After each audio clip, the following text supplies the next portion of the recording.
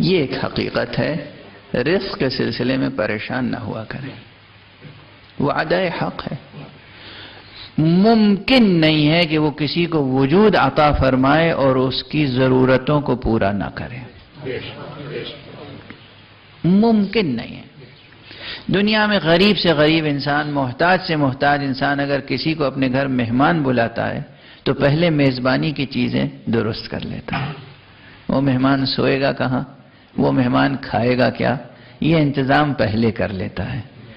ایک غریب سے غریب اور فقیر سے فقیر اور نادار سے نادار اور محتاج سے محتاج فرد اپنے مہمان کی فکر کرتا ہے، وہ اپنے مہمان کی فکر نہیں کرے گا۔ مگر ممکن ہے کہ وہ اپنے سفرہ وجود پر، اپنے خانے رحمت پر، وہ بھی خانے رحمت، خانے نعمت، اس پر کسی کو جگہ دے، وجود عطا کرے اور اس کو لوازم وجود سے محروم کر دے، ممکن نہیں۔ انسان پریشان ہوتا ہے اپنے سوء تدبر سے، سوء تدبیر سے۔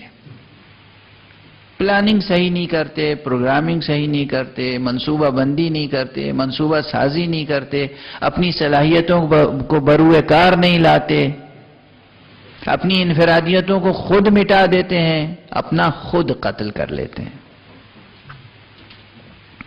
اس لیے نقصان ہوتا ہے، اس لیے محتاج ہوتے ہیں، ورنہ ہر ایک کا حصہ اللہ نے عطا کر دیا ہے،